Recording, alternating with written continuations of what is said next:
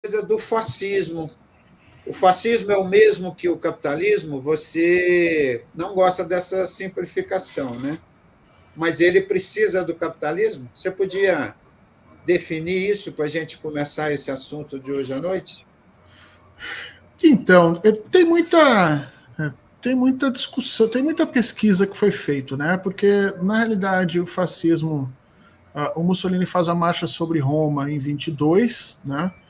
Mas desde 19 a gente já tem a formação dessas reuniões que iniciaram com o pessoal que vinha vindo da guerra, né? O fascismo ele é formado por 3 grupos sociais heterogêneos, mas que acabaram encontrando pontos de sinergia, né? Por um lado, você tinha os homens que voltavam da guerra e não reconheciam a Itália, a Itália que estava se modificando, voltava da Primeira Guerra, né? A Itália que vinha se modificando especialmente pela entrada das mulheres no mercado de trabalho, os homens vão morrendo na guerra e o país tem que continuar funcionando, então as mulheres são carreadas para dentro das indústrias.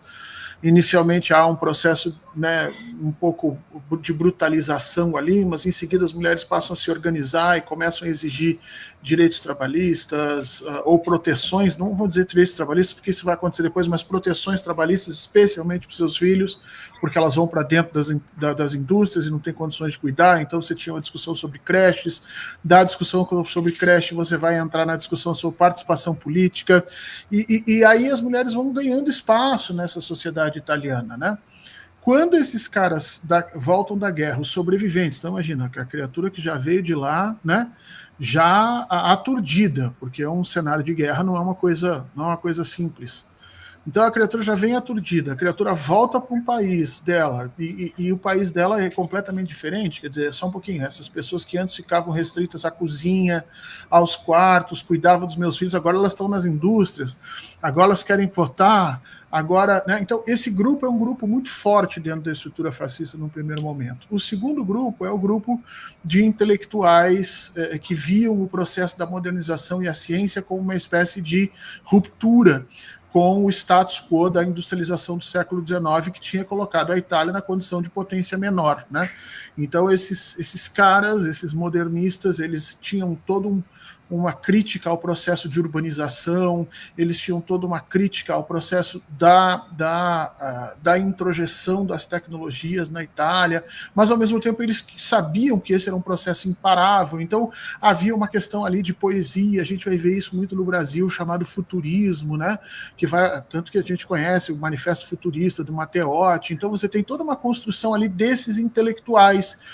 A cereja do bolo desses intelectuais, vamos dizer assim, vai ser o Carl Schmitt na Alemanha, né, que vai sair da condição de jurista, filósofo, para ser um dos grandes apoiadores, sustentadores dessa estrutura fascista e nazista.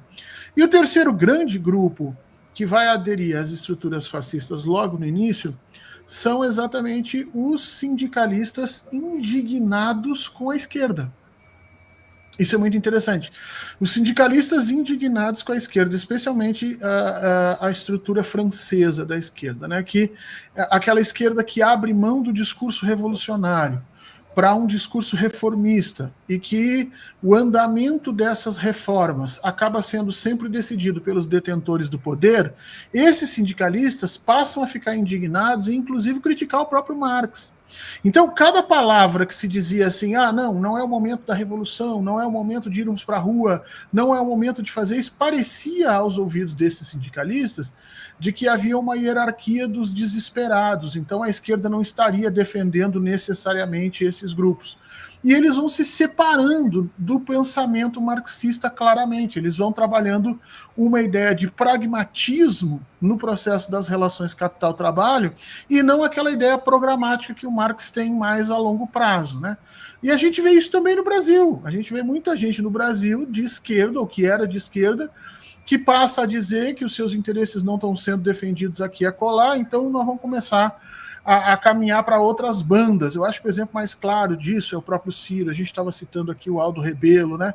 Vão caminhando para outras bandas e esse caminhar faz com que parte desses sindicalistas entrem necessariamente nesse grupo de formação do fascismo. Então, A partir daí, são 100 anos de estudo, né, meu caro? Porque a gente está fechando agora 2025, são 100 anos estudando esse fenômeno do fascismo que assustou muita gente. Porque até o fascismo, a esquerda sempre defendeu que o povo na rua era a solução.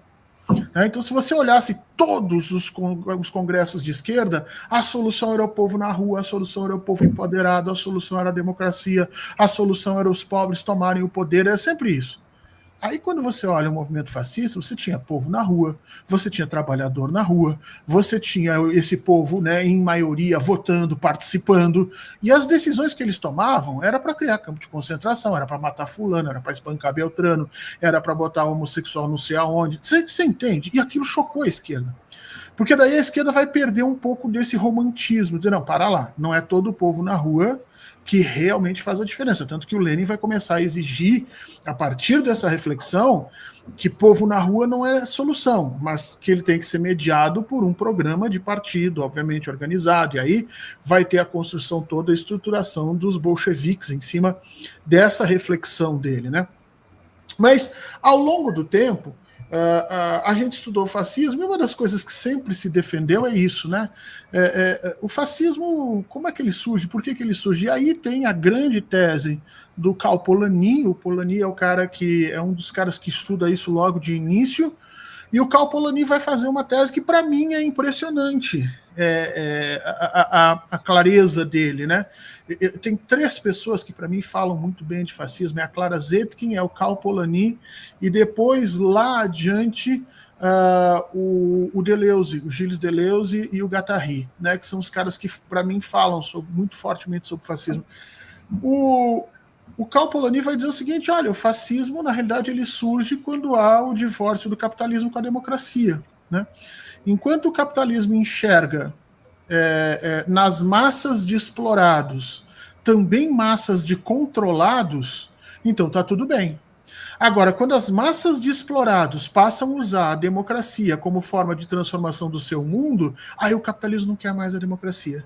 E quando o capitalismo não quer mais a democracia, ele precisa necessariamente de uma força política que diga que o governo tem que vir de cima, com outras condições, e que tenha ligações com essa base social, né? Porque a gente também não pode cair na bobagem que muitas vezes a esquerda cai de dizer que o fascismo é das elites.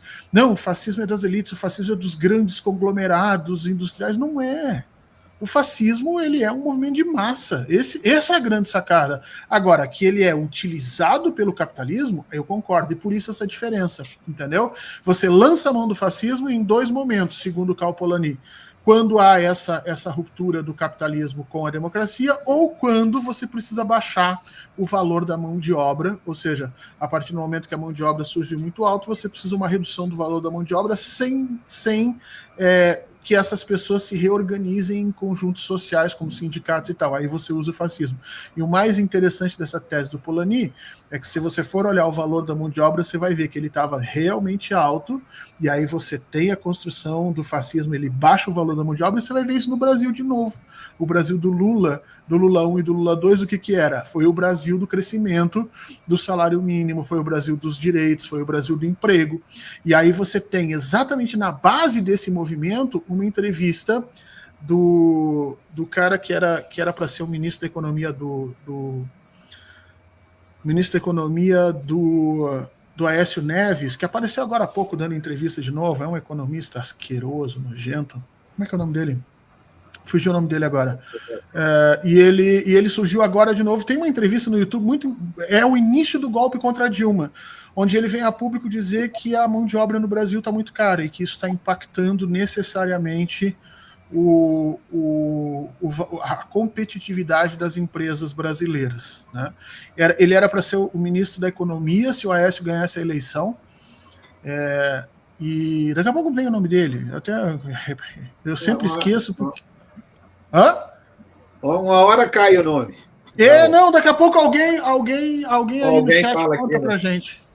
Alguém no chat conta pra gente. Armínio Fraga. Agora lembrei. Armínio Fraga. O Armínio Fraga dá uma entrevista ainda na eleição Dilma e não sei o que, ele como futuro ministro da Economia, e ele diz claramente ali que a mão de obra no Brasil está muito cara, né? E sendo muito caro, ela impacta em todo o processo da economia, então eu preciso baixar o salário mínimo. E ali você tem a estrutura fascista. Quer dizer, a Dilma não aceita baixar o salário mínimo, tinha dúvida se o movimento liberal do PSDB e tudo ia ter condições de fazer isso. Aí vem o Bolsonaro e baixa com a burdoada. Você fala na sua exposição, você fala em que o fascismo é uma teoria evolucionista. Isso. E a seleção natural